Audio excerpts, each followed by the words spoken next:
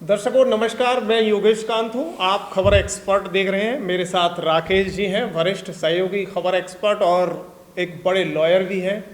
आज मैं इनसे उत्तर प्रदेश की राजनीति पर वो चर्चा करना चाहूँगा जो कि लाइमलाइट में है। अभी फिलहाल में बीएसपी की 4 बार उत्तर प्रदेश की मुख्यमंत्री रही बसपा सुप्रीमो मायावती हैं और अब इन दिनों बहुत चर्चाओं में है। एक बड़ी चर्चा ये है कि उन्होंने कुछ ही दिनों पहले एक बड़ी सभा काशीराम जी को लेकर की और वो लखनऊ में इतनी भीड़ उमड़ी कि पक्ष और विपक्ष में बैठे हुए नेताओं की आंखें तिलमिला गई। लेकिन आज एक बार फिर से वो चर्चाओं में है। चर्चाओं में इसलिए है क्योंकि उन्होंने मुस्लिम सम्मेलन करके एक बार फिर से अपनी वो धमक शेयर कर दी है कि आने वाले 27 के चुनाव में वो बड़े रूप में निकल कर आने वाली हैं या कैसी दिखने वाली हैं। इस पर चर्चा करने के लिए मेरे साथ राकेश जी हैं। राकेश जी, बहुत बहुत स्वागत आपका। दरअसल सबसे बड़ी बात यह कि इन दिनों उत्तर प्रदेश में बसपा सुप्रीमो एक बार फिर एक्टिव मोड पर नजर आ रही है। इस पर आपकी क्या प्रतिक्रिया है? और कल उन्होंने एक इतनी बड़ी फिर से मीटिंग की है, उस पर क्या रुझान है आपके? मेरे ख्याल से लखनऊ में एक बहुत बड़ा मैदान है, रमाबाई अंबेडकर मैदान। हर राजनीतिक पार्टी का एक सपना होता है कि उस मैदान में रैली करें और उसे भरें। ठीक।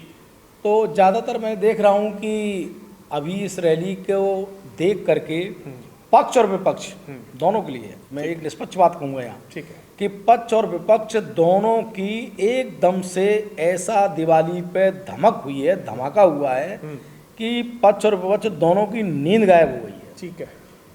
अब लग रहा है 27 तक सब जग जाएंगे इस रैली से। इतना ही मैं कहना चाहूँगा कि उनकी धमक आज भी बरकरार है। पूरा मैदान भरा हुआ था और पक्ष और विपक्ष दोनों जो भी सत्ता में बैठे हुए हैं और जो सत्ता के बाहर हैं, सभी लोगों के चेहरों की हवाइयाँ उड़ गई हैं। ठीक है। उनको हल्के में नहीं लेना चाहिए। वो राजनीतिक पार्टी ना तो समाप्त हुई है ना खत्म हुई है, बाकायदा चुनाव आयोग में रजिस्टर्ड है और राष्ट्रीय पार्टी भी है। और हर तरह से मैं ये समझ रहा हूँ कि उन्होंने अपनी धमाकेदार ये रैली करके एक ऐसी धमाकेदार एंट्री कर दी है कि मैं समझ रहा हूँ कि अगर कोई कुंभकर्णी नींद में पक्ष विपक्ष का सो रहा होगा तो अब जरूर जागेगा। अच्छा, एक सवाल ये भी पैदा हो रहा है राकेश जी कि ये सारी जो रैलियां हैं कहीं ना कहीं बीजेपी उन्हें सपोर्ट करती हुई दिखाई दे रही है। बीजेपी के चलते ये इतनी बड़ी रैली हो गई। लोगों का सवाल जवाब है, प्रतिक्रिया आ रही है ऐसी निकल के, अन्यथा उनके साथ कोई भी नहीं है। ऐसे सवाल पैदा हो रहे हैं। नहीं, ये सब गलत बातें हैं। ऐसा कुछ नहीं है कि कोई अपने शत्रु को बढ़ावा कभी नहीं देता। ऐसी भावना तो आप रखें, गलत है। ठीक है। कि अब मान लो कोई अपना पैर पे कुल्हाड़ी क्यों मारेगा भाई, जाने। अब ऐसे ही तो लोग कहते हैं कि वो वैसी ये है कि फलाना है। अब ये आज मान लीजिए जन स्वराज पार्टी बिहार में लड़ रही है, ठीक है, तो अब ये कोई भी कुछ भी कहेगा, उससे क्या लेना देना। ये ऐसा नहीं है, ये तो सोच भ्रम अपने मन का है उन लोगों का। ठीक है। ऐसा कहीं कुछ भी नहीं है कि बीजेपी सपोर्ट कर रही है। अरे मैं ये कह रहा हूँ कि अगर बीजेपी ऐसा सपोर्ट कर रही है तो सभी राज्यों में बीजेपी अपना ऐसे काम करके ले जाएगी, सभी राज्यों में सरकार बना लेगी। कर्नाटक क्यों नहीं बना भाई? तो ये सब झूठ है, ऐसा कुछ नहीं है। कश्मीर में देखो पीडीपी पार्टी आ गई है, उधर देखिए कर्नाटक में कांग्रेस की बहुत जबरदस्त वापसी हुई। तो ये सब अपने मन की कपोल गाथाएं हैं और कहीं कुछ नहीं। अच्छा राकेश जी, एक सवाल ये भी पैदा हो रहा है कि बसपा सुप्रीमो के साथ जब से हम लोगों ने देखा है कि आकाश आनंद को कुछ दिन पहले निकाल दिया और फिर से उन्हें दोबारा से एंट्री करा दी, अब की बार धमाकेदार एंट्री की, एंट्री के तुरंत बाद एक बड़ा सम्मेलन कर दिया और उस सम्मेलन के बाद अब तीसरी मीटिंग जो हुई है वो मुस्लिम और यानी दलित यानी मुसलमान लोगों के साथ हुई है और एक बड़ी सभा हुई है जिसमें 75 जिलों के जिलाध्यक्ष शामिल हुए हैं। उसमें अब इससे क्या संदेश देना चाहती हैं? उनका संदेश देखो साफ है कि अब वो सीनियर लीडर हैं बहुजन समाज पार्टी के, उनका भतीजा है। ठीक है। हो सकता है वो मैच्योर हो, अपरिपक्व हो, तो इस वजह से एक जनरेशन गैप कम्युनिकेशन का भले ही बन गया हो आपस में बुआ भतीजे में। ठीक है। लेकिन वो सीनियर हैं, उन्होंने अपनी बात समझाई होगी, बताई होगी, तो उस हिसाब से उन्होंने अपने आप को एक रिवाइव किया है, अपनी स्ट्रेटजीज को, रणनीति को। वो इसलिए कि भाई देखो अब विपक्ष में आज स्थिति ये है कि आज सभी ये कह रहे हैं कि साहब हमें न्यायप्रिय शासन चाहिए, ठीक है। हमको एक पारदर्शी शासन चाहिए। और उदाहरण उन्होंने पेश किया है जनता के सामने पूर्व में, जब वो शायद 4 बार मेरे ख्याल से मुख्यमंत्री रह चुकी हैं, तो उन्होंने, हमने तो अपने ही विधानसभा का एक गांव ऐसा था कि गांव वाले रात में सोए और सुबह जब जागे तो देखा कि ये हमारा ही गांव है, किसका गांव है, एकदम हतप्रभ रह गए। यानी एक रात में बदल गया। एक रात में जो विकास कर सकता है नेतृत्व, तो मैं ये समझ रहा हूं कि अपने उत्तर प्रदेश की जनता उसको विकल्प के तौर पे क्यों नहीं मानेगी। उसी को देख के तो ये पक्ष और विपक्ष की दोनों लोग डर गए हैं कि जो एक रात में, यानी कि अधिकारी 10 से 12 बैठता, मैं नहीं कह रहा हूँ ये बात, ये लोग मुझसे कहते हैं, ठीक है, ये बात अपने उत्तर प्रदेश की जनता मुझसे कहती है ठीक है। कि 10 से 12 अधिकारी बैठता था, डीएम हो, कमिश्नर हो या कोई भी बड़ा अधिकारी वो बैठता था, और एक रात में उन्हें बिना बताए हेलीकॉप्टर उतर जाता था। लोगों को ये नहीं पता रहता था डीएम कमिश्नर को कि पता नहीं आज लखनऊ से उड़ के हेलीकॉप्टर कहाँ उतर जाएगा। तो लोग उसको याद कर रहे हैं ना, एक अच्छे एडमिनिस्ट्रेशन को याद कर रहे हैं ना। अनिल कपूर की वो सीएम, एक दिन का हाँ, सीएम नायक एक फिल्म थी, शायद आप उसी के बारे में विचार करना चाह रहे हैं कि नायक फिल्म थी ये, उसकी तरह। जी बिल्कुल नहीं होना चाहिए, अगर सिस्टम में हो आप तो आपको ये अधिकार है कि आप, ये जरूरी नहीं है कि मैं अधिकारियों से कह के उस डिस्ट्रिक्ट में जाऊं, अचानक पहुंचना चाहिए और बिल्कुल नायक फिल्म की तरह करना चाहिए। क्योंकि अगर अधिकारी, मतलब कहते हैं ना, अगर हमारा राजा सही है, कहीं भी जा सकता है, चुपचाप जा सकता है। देखो पहले भी तो ये प्रक्रिया होती चली आई है, हमारे पहले के राजा करते थे इन चीजों को, वेश बदल के, अपनी पहचान छुपा के, बिना प्रोटोकॉल के, बिना लाव लश्कर के जाते थे कि मेरे राज्य की जनता सुखी है, दुखी है, भूखी है, प्यासी है, पीड़ित है, शोषित है, वंचित है, बेचैन है, क्या है, जानते थे पहले के राजा, जानना चाहते। लेकिन आज सिस्टम, और आज आप देखिए, आज तो आपने देखा, आज आप चले जाइए, मैं ज्यादा बड़ी बात नहीं कर रहा हूँ, किसी भी एसडीएम कार्यालय में चले जाइए, आप किसी भी डीएम ऑफिस में चले जाइए, डीएम साहब मिलते ही नहीं है। 3 बजे के बाद कोई बात हो जाए जब मिलते ही नहीं है। नहीं तो इस पर तो कार्यालय मिलते ही नहीं है। कहाँ मिलते हैं साहब? बंगले में। नहीं तो कहाँ है साहब? बंगले में। बंगले में गए, बंगले में भी नहीं है। नहीं तो इस पर लगाम लगानी चाहिए ना प्रशासन को। बिल्कुल, अरे लेकिन शासन ही ढुलमुल है, कोई भी राज्य सरकार का शासन ही ढुलमुल अगर है, ठीक है, तो अच्छी स्ट्रांग लीडरशिप भी नहीं होगी तो अधिकारी आपकी बात ही नहीं मानेंगे। और उन्होंने, बहन मायावती ने इतना अच्छा करके दिखाया था, इतना बढ़िया एक एडमिनिस्ट्रेशन जिसे कहते हैं चला के दिखाया था कि गांव की जनता, कस्बे की जनता, नगर पालिका की जनता, नगर निगम की जनता अधिकारियों को सीट पर बाकायदा बैठे हुए पाती थी और समाधान होता था, ऐसा जनता मानती है। अच्छा, आपने देखा है अभी तक कि आकाश आनंद को एकदम इम्प्रूवमेंट हुआ है, पहले से कहीं ज़्यादा बोलने का तरीका प्रखर हुआ है। स्टार्टिंग में थोड़े कमज़ोर थे, लेकिन अब जब कभी भी प्रेजेंटेशन में होते हैं, कभी भी मंच पर होते हैं, तो बोलने का तौर तरीका एकदम राजनायक जैसा होता चला जा रहा है। क्या इसके पीछे भी बसपा सुप्रीमो का एक बड़ा हाथ है कि 27 से पहले एक बड़ा इम्प्रूवमेंट देखना चाहती हैं उन्होंने? बिल्कुल, वो क्योंकि भाई अभिषेक अभी मान लो कार्यकर्ता हैं तो उनका कहते हैं ना कि ट्रेनिंग हर कार्यकर्ता की बड़े नेता ही करते हैं, ठीक है, तो अब उनको सीखना होगा, अपने नेतृत्व से सीखना होगा, प्रस्तुतिकरण सीखना होगा, लोगों की बीच में जाना होगा।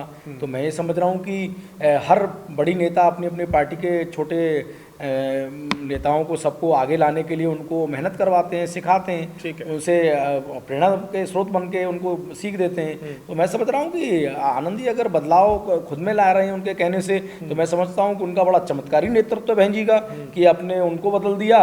और आप कह रहे हो कि देखो एक कौन इमाम की यूनियन है पूरे 75 जिलों की, अब वो सोचने को, अगर ये बात मैं कह रहा हूँ आप इस तरह से कह रहे हैं, तो कहीं बड़ी पार्टी जो अपने को समझ रही है वो डर ना जाए। अरे बड़ी बात ये है कि बसपा सुप्रीमो ने 75 जिलों के मुस्लिम जिलाध्यक्षों को बुलाया, और जो भी है इनकी पार्टी में नेताओं को बुलाया, और इनके जो बड़े नेता थे वो सारे पीछे बैठते हैं, और जो नए युवा आए हैं उनको आगे बिठाया बसपा सुप्रीमो ने, और उनसे एक बंद कमरे में रूबरू बातचीत हुई, गहन चर्चा हुई, तमाम सारी जो आने वाले चुनावों को लेकर चर्चा हुई, बिहार चुनाव को लेकर चर्चा हुई, SIR पर चर्चा हुई।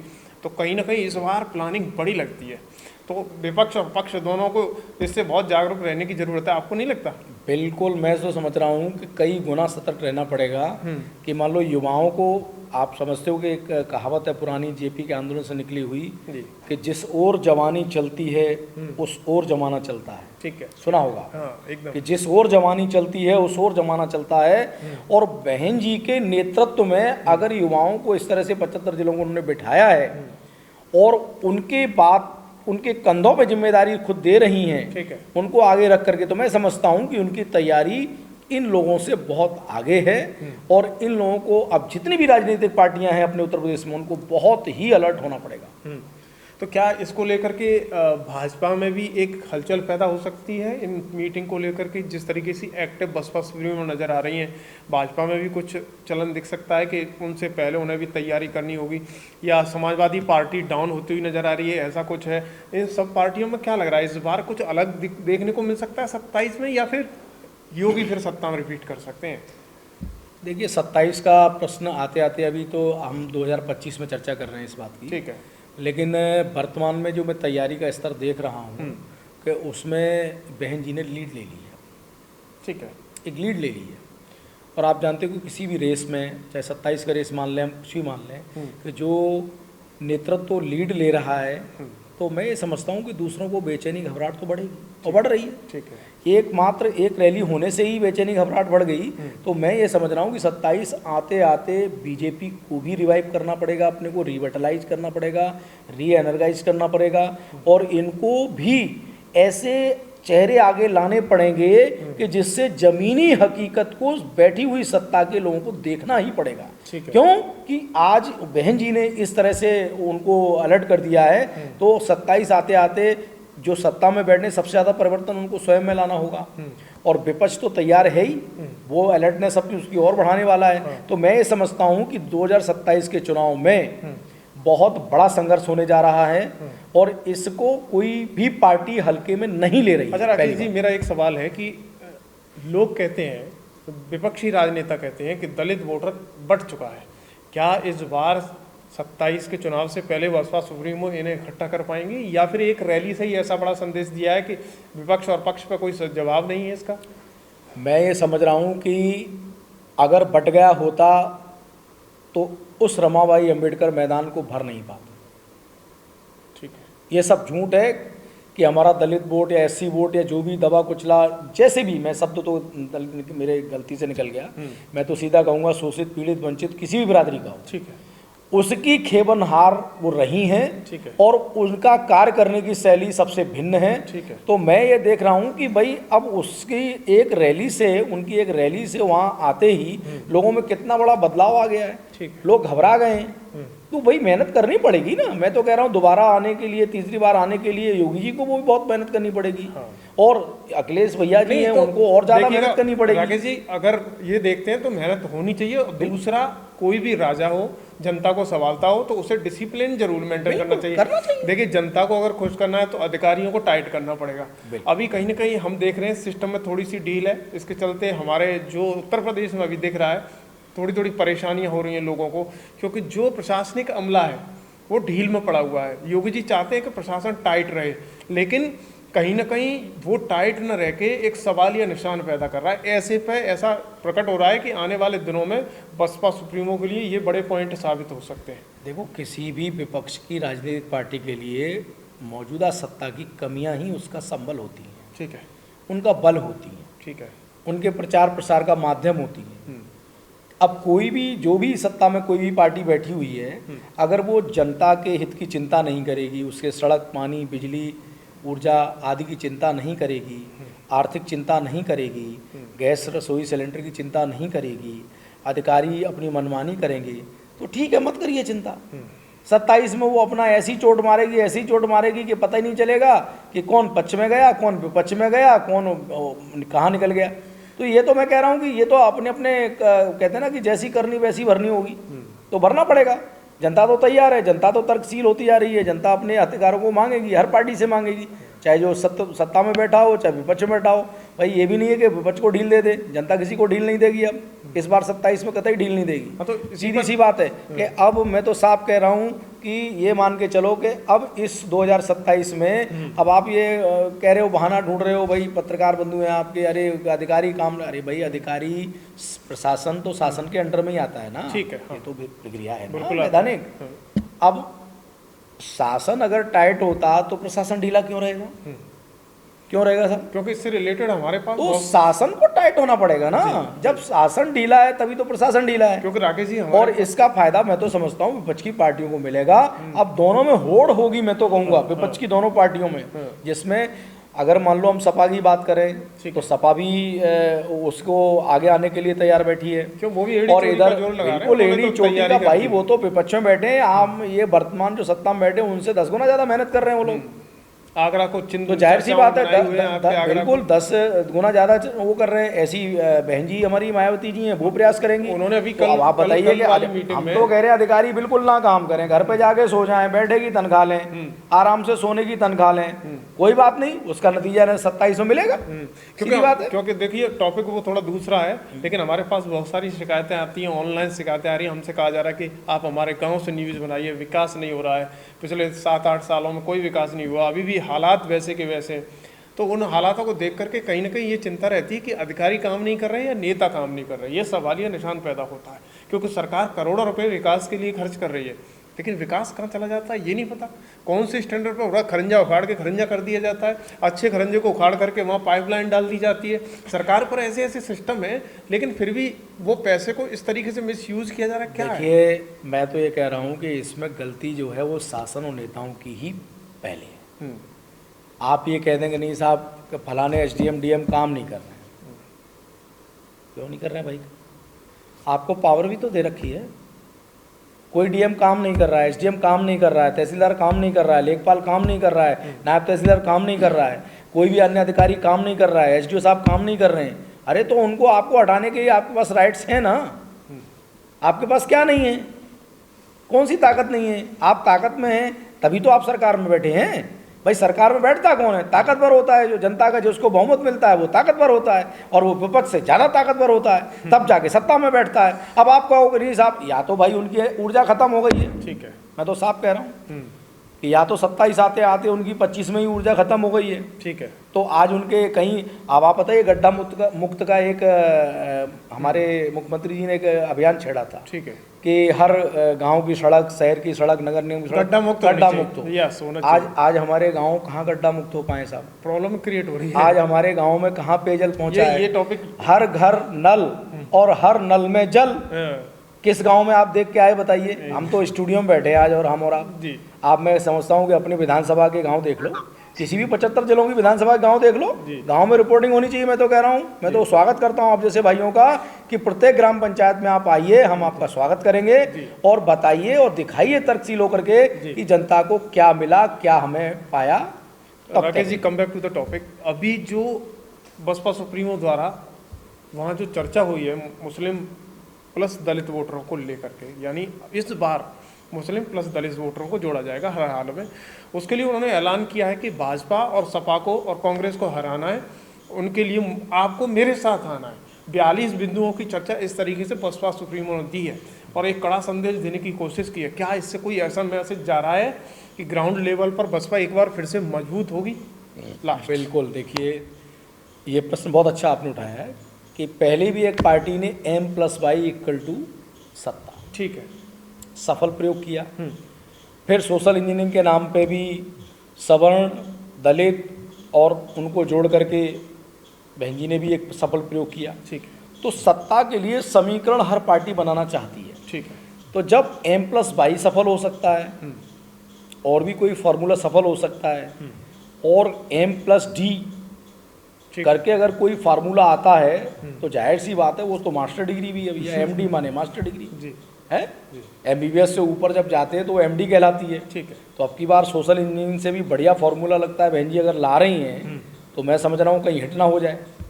भाई MD का मतलब आप भी समझिए कि जब M/Y हिट हो सकता है, जब तो MD क्यों हिट नहीं होगा? MD तो और बढ़िया आइडिया कहीं एक्सप्लोर अगर हो गया और जनता ने अगर कहीं कैच कर लिया, पकड़ लिया इसको, तो मैं समझ रहा हूँ भाई फिर तो जनता तो जनार्दन है, भगवान है, ईश्वर का रूप है। जनता तो जनता है साहब, हमारे आपके कहने से कुछ नहीं होगा। भाई आप हमसे प्रश्न पूछेंगे, भाई जनता असली फैसला करने वाली तो गाँव में बैठे हैं, शहरों में बैठे हैं, नगर पालिका में बैठे हैं, उनको करना है। भाई हम और आप तो चर्चा ही कर रहे हैं, लेकिन MD कहीं अगर उनका फार्मूला बहन जी का हिट हो गया तो मैं समझ रहा हूँ कि कईयों के तरह से जमीन खिसक जाएगी। तो दर्शकों, देखा जिस तरीके से राकेश जी ने बसपा सुप्रीमो की तैयारियां 2027 को लेकर एक आवाज़ बताई है, इंटरनल एक तरीका बताया कि किस तरीके से तैयारियां बसपा सुप्रीमो की चल रही हैं, पक्ष और विपक्ष के लिए कितनी हानिकारक साबित हो सकती हैं, क्योंकि बसपा सुप्रीमो अपने आप में बहुत मजबूत रही हैं और 4 बार उत्तर प्रदेश की सीएम रही हैं, ये सबको पता है, लेकिन उनकी तैयारियां भी इंटरनल हैं। अभी जिस तरीके की एक मुस्लिम समाज के साथ एक मीटिंग हुई जिसमें 400 से अधिक लोग वहाँ मौजूद थे और उन युवाओं को, उन नए लोगों को प्रतिक्रिया के लिए आगे रखा गया और उनसे सवाल जवाब भी किए गए। SIR को लेकर के सवाल जवाब किए गए, चुनाव की तैयारियों को लेकर के सवाल जवाब किए गए, 27 के लिए सवाल जवाब किए गए। यहाँ तक कि बंद कमरे में ये मीटिंग चली। इसके बाद चर्चाओं का बाजार गर्म है। लेकिन दर्शकों, हम आपकी प्रतिक्रिया भी खबर एक्सपर्ट पर चाहते हैं कि क्या लगता है 27 से पहले बसपा सुप्रीमो अपना जो मार्केट में गिरा हुआ स्टैंडर्ड है उसे मजबूत कर पाएंगी? क्योंकि गिरा हुआ मैं नहीं कह रहा, तमाम सारी विपक्षी राजनीतिक पार्टियां सवाल खड़े करती हैं। लेकिन इस पर आपकी क्या प्रतिक्रिया है? हम आपके कमेंट का इंतजार करेंगे और आपके आने वाले वीडियो में आपका नाम और आपकी जो राय है उसको हम आपको ज़रूर शेयर करेंगे। तब तक देखते रहिए खबर एक्सपर्ट। धन्यवाद।